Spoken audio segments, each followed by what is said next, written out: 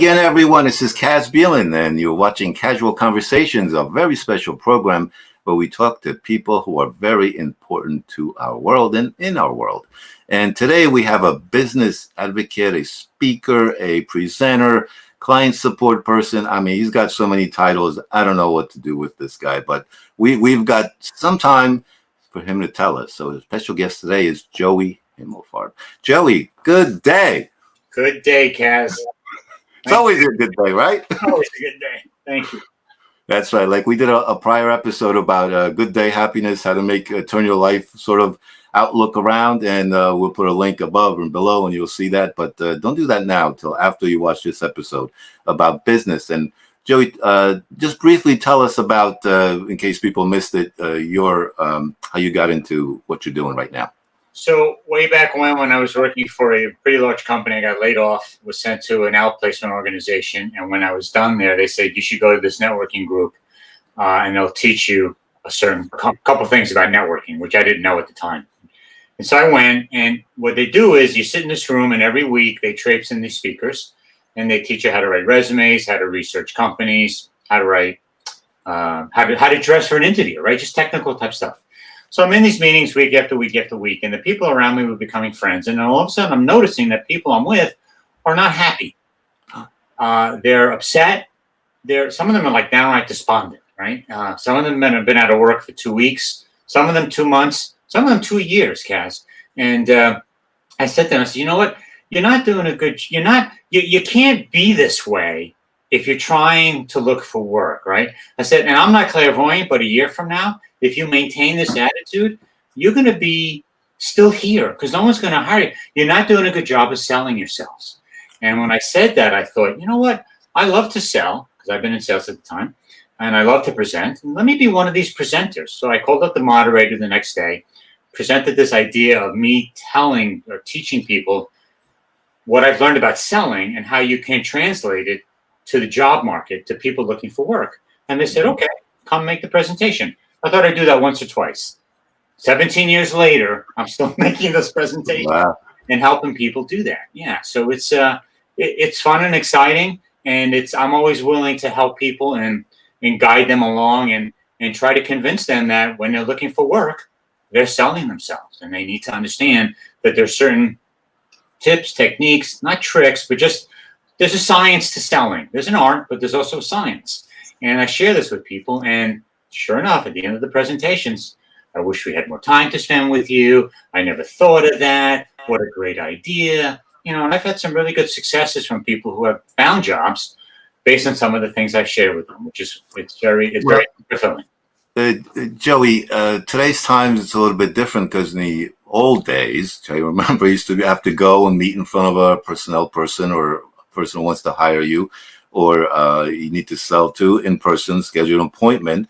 But these days they're doing what we're doing right now, talking to each other, looking into the camera, and it looks like we're looking at each other, but I don't think we are. But technology allows us to do that. Right. Phone call, I guess you can do, and that's a whole different conversation because you have to have a certain way you sound on the phone because people can't see you. So they have, but so how would you do that? Let me go maybe briefly in each one and say, how do you sell yourself in each medium? Start with in person, I guess. It doesn't matter what the medium is, Kaz. It's not about you. That's the irony of selling yourself. It doesn't matter what the medium is, and that's not about you. It's about. What do you mean it's not about me? The show is about me. No, it's not. That's why you're on the show. Sorry, buddy. It's about them. It's about the. Oh no! Right? What am I going to do? You made me unhappy. You were Mr. Happy in the last episode. Now you made me seriously unhappy. You just keep talking, and I'll pretend I'm listening. Go ahead. You got to put the spotlight on the person you're talking to. It's all about them, right? It's how can you make their lives better, right? They don't care what you're bringing. They don't care what you have. All they care about is what you can do for them. You can't do that until you demonstrate genuinely that you care about them and that you want to help them and that you can help them get from where they are to where they want to be. And I don't think it matters whether you're on camera or writing a letter or on a phone. It doesn't matter. They'll hear or see or read how you feel about them based on how you present yourself. And the way you present yourself is, how can I help you? right? How can I help you? Yeah. It's like, where are you? Where are you now? Like, you've got to build rapport with these people. You've got to understand what they're all about. You got to figure out if they called you, hopefully they called you. And even if they didn't, why you're in front of them right at the moment, and build this understanding of, here's what I understand you have or want, and this is where you want to be. And let me share with you some of the things that we've done, how others, the feel, felt, found method, right? Others before you have felt the same way. I'm sorry, they have found that when they've worked with us, this is what they've accomplished. So it's just a matter of asking the right questions, delving into their psyche, if you will, maybe even getting into their head and understanding how you can help them, understanding what solution is available to them that they didn't have before or they're not even aware of. You can't do that by only talking about yourself. It's not enough. It's if I'm selling pens and you need paper, unless I ask you that, we're ships in the night, right? So I got to understand, what is it that you need and what is it that you want? What do you want to accomplish? And I'm going to try to help you. That's my job. I'm a salesperson. I'm a problem solver, right? I want to help solve your problems, right?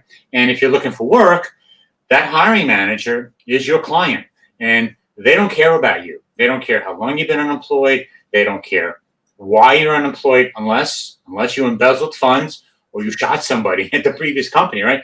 They don't care. They don't care how many bills you have. They don't care how many homes you own, how many children you have. They're not interested. What can you do for them, right? What did you do over there that you can do over here? That's when you start talking about yourself. But you don't get there until you build this rapport and you demonstrate to them genuinely that you really care about what you can do for them. And then now you're on stage, right? But it's them first. It's all about them. So let's say, twist a little bit, and you're on the other side. You're the business, how to sell your business to somebody, a customer that comes in. So how do you do it that way? Again, depending on what the business is and depending on what the customer is, it goes back to, what does the customer want, right? What are they trying to accomplish? What service or product can I give them that they don't have, right?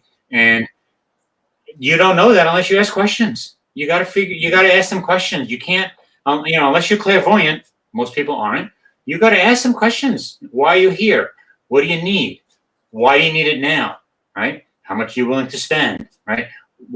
There's so many questions. Again, there's no cookie cutter answer per se, other than, let's figure out what you want to accomplish, and let's see if I have the wherewithal to help get you there. If I do, here we go. And if I don't, I may know somebody who can help you. And that's not a bad thing either. If I can help you, I'd love it to come from me. But if you're coming to me for expert advice, I don't have the answer. It behooves me, and I have an obligation to tell you, if you go down the street, down the block, or across the country, there's a solution for you there. We build a relationship. Maybe you'll come back. I don't know, but I'm not gonna bamboozle you. I'm not gonna fake it. I'm not gonna make something up. If I can't help you, I'll let you know. But if I can, we're gonna talk about it. Yeah, but it also comes to, you, after a while, when you get to know them, you become either somewhat their friend or someone who's there to help them, and also you have to educate them. In a certain point, they're buying something like a pool, let's say, Right. which I know you used to do in the past. You have to tell them to make the right decision, that they're happy again with the decision they've made, because that's the worst thing. You spend a lot of money on a product like that, and then you're not happy. You might just blame the salesperson because they just didn't tell you. Well, they will blame the salesperson. Of course they will. Should the bees, right? Sales 101, right? You have to have positive attitude, right? Give them a positive attitude. Check your ego at the door. If you want to be in sales, check your ego at the door, because it's going to get destroyed. Yep. Okay, you know what? Your job as a salesperson is to share with them the pros and the cons of all the decisions they can make. You can cover as much as you possibly can. You may forget something. You may leave something out. You don't do it on purpose, but you do what you can to help them you become their trusted advisor. You become their trusted advisor. You help them out, and you do what you can, and you give them all the information they need so that they can make their decision, right? And you plan for the worst and you hope for the best. And yeah, no matter what you do, there's always going to be a better thing that you could have added, a better thing that you could have included. There's always something. But what are you going to do? You can't. I mean, I can't predict the future. I don't know what I'm having for breakfast tomorrow, right? So it's you do the best you can with what you got, and sure, people will come and people will always have something to say about what you bought, right? They'll always question, why did you do it that way? It's like, you know what? This is what I wanted at the time. This worked for me then. It's a different world now. You do what you can, but I can't do. There's only so much I can plan for, right? You got to put a stake in the ground, right? So Joey, again, you can reach Joey. I love that name, Joey. LinkedIn, very casual name. LinkedIn, and contact them. And he's a public speaker, a trainer, a client advocate, as you said. Joey, can you give me some examples of obstacles you overcome? Let's say you had a client who was really, really, tough, didn't believe in you. What did you do to overcome the situation at point where they might be their trusted advisor at this point, but a challenging situation where you had to really work hard to get through them? I've had a few of those. Most people I get trusting me soon because I spend a lot of time up front. I trust you. Okay, I appreciate that. But I spend a lot of time up front, literally toiling the soil, if you will, right? And building trust in this relationship, building a relationship so that they feel comfortable with the things I share with them. It doesn't always work that way. They will challenge me on price or availability or features, whatever the case may be. It's a matter of having a conversation like we're having right now, Kaz. Yeah. It's asking them, what makes you think that? Why do you feel that way? I'm curious where that came from, right? Just to get underneath and figure out, the proverbial ask why, right? The 5 whys. Keep asking why, right? And eventually you'll come up with an answer. And if it's something that I can address, I'll address. And if I can't, I got to go somewhere else, right? I learned in sales 101, how do they say? They said, we don't care if you win something, you win a deal without asking anybody. That's great. Okay. You save us time, money, and effort. Don't lose anything without making a phone call or knocking on a door or asking for help. So I may have lost things, but I didn't lose them by myself. I always brought in the big guns. I brought in my colleagues. I brought in experts. I brought in people who did stuff before me, who knew stuff before me, trying to help the clients. Sometimes it worked. Sometimes it didn't. I'm not perfect, right? But I always went to sleep at night knowing I did my best trying to help my clients. That's all I can do, Cass. That's the best I can do, is help them out and get them from where they are to where they want to be. That's so, an example? That's what I asked you, Yeah, so I was working with a client. I mean, this was a multi-million-dollar project opportunity we were working on. And they kept getting pushback from my competitor saying, they can't do this, they can't do that. So they presented me with an email with 10 questions, right? And that I couldn't answer if my life depended upon me. But I knew people that could. So I sent that list to the big shots. And I said, here's what's holding us back. Here's what's holding the client back from making this multi-million-dollar purchase. Within 3 hours, I had all those questions answered. Had got everybody on the phone, organized a quick phone call, had all the sides together, and at the end of the day, we had the order, a multi-million-dollar order, because I didn't want to lose this opportunity on my own. I reached out and got help, and I think the customer appreciated that. They said, Joe, you're like my quarterback. You're like, you know what to do with me. You know when to hold on to me, and you know when to hand me off. And I was like, okay, I'll take that, right? But that's what I do. That's my job. My job is to help the customer, right? I'm not going to make stuff up. That's how you build a relationship. Not how you do. That's true anywhere. I mean, even if you've got people who are massive, popular speakers or singers, but they always have a crew or staff that they need guidance where to go, where to be at a certain point, and that final, go out there and get them. They just need that bump to get them out there. And a lot of them who are famous are very shy in person. Yes. Also, they're not the same. So they need to support people who they can trust, and get the job done right. And it's amazing, but there's a lot of people who just off stage are not what they are on stage. Exactly. And everybody needs a support team. Everybody, you don't do it by yourself. You can't do it by yourself, right? And so it's great to see performers on stage when they take their bow, then they turn around and they say, please acknowledge the band, right? Please acknowledge the people behind the scenes, right? If it wasn't for them, I wouldn't be here. Yeah, that's right. If it wasn't for them, you wouldn't be there. Exactly. Right. So I know you're a public speaker. Mhm. I'm kind of somewhat of a public speaker in person, but also, on this medium here, Casual Conversations. You like that name, by the way? Casual Conversations. My name's Kaz. It's very cool. I love it. So, when you go and speak in front of the public, which is basically to a larger group versus speaking to a client or a customer, how do you deal with that sort of anxiety before, do you prepare in a certain way, or just, you have a delivery, you always do the same? What do you do? Oh, definitely prepared. You know what? And I tell people this all the time, especially if you're looking for work. If you think you're going to wing it, you're going to get your wings clipped, right? Because it doesn't work that way, right? You can't. It doesn't. Like when you watch professional athletes. The reason they're professional athletes is because since the time they were 3, they've been practicing and honing their craft, right? If it's baseball, they're practicing hitting, they're practicing pitching, they're practicing bunting, they're practicing fielding. So when they turn a double play in baseball and you're like, boy, that's amazing. Yeah, they've been doing it for 1,000 times, right? They just practice and practice and practice. Same thing with public speaking. When I had to make a presentation, if it's an hour presentation, I'll spend at least 20 hours preparing for that presentation. I'll think about the words I want to use.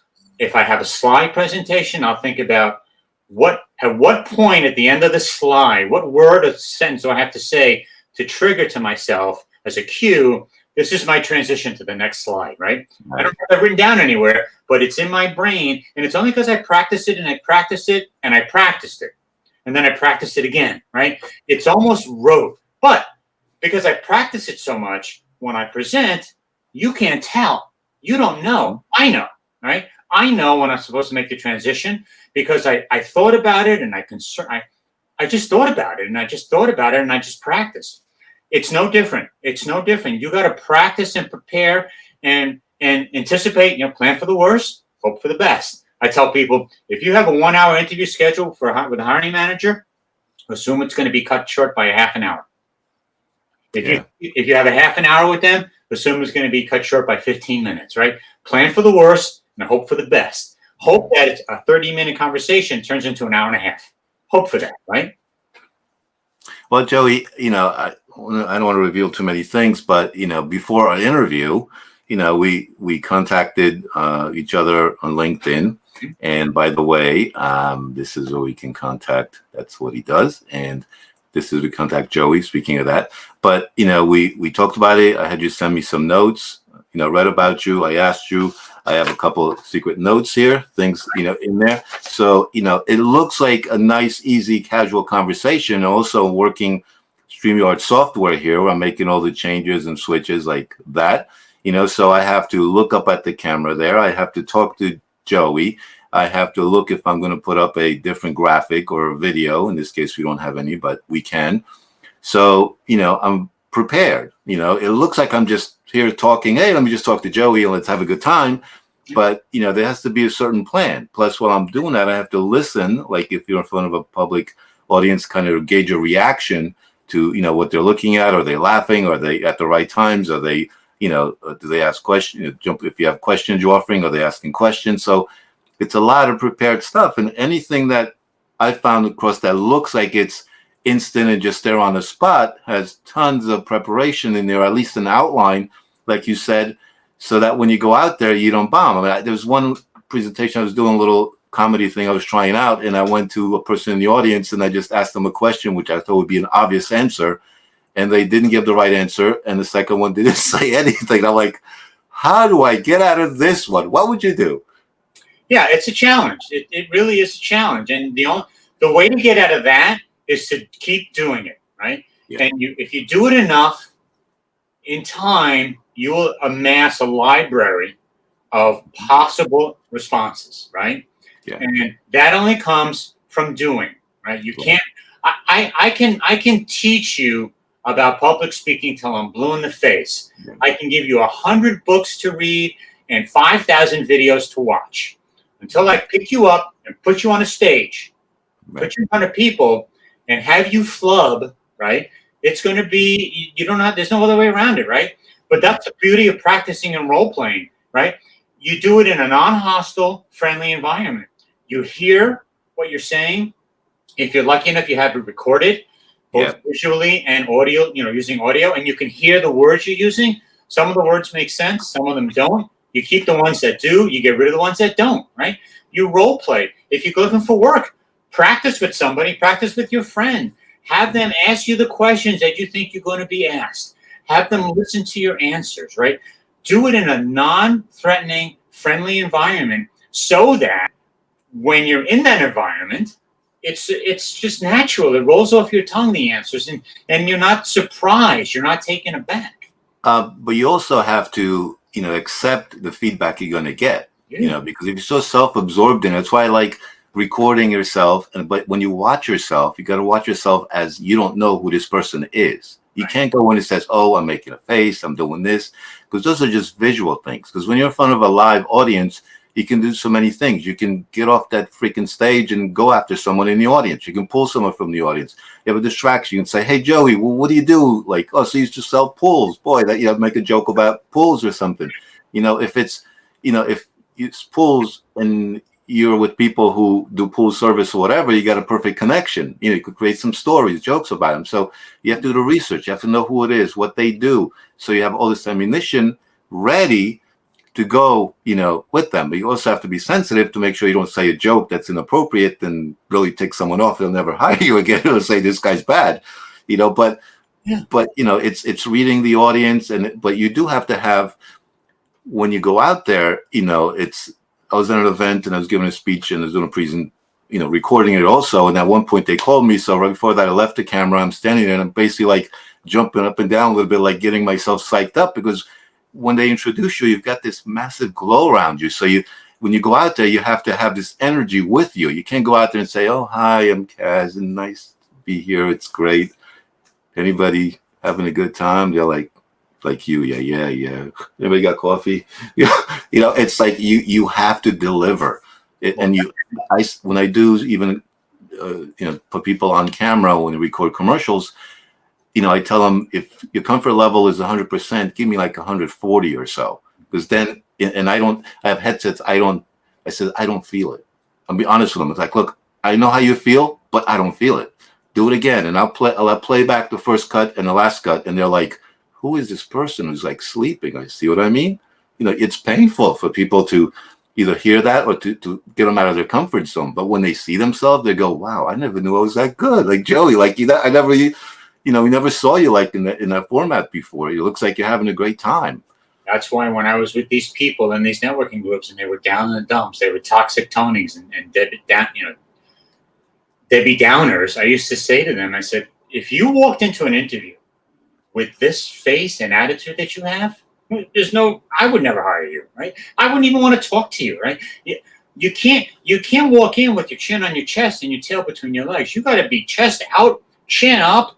You're here to save the day. You should envision that halfway through that conversation in that job interview, that the hiring manager is actually going to say, hold on, Cass.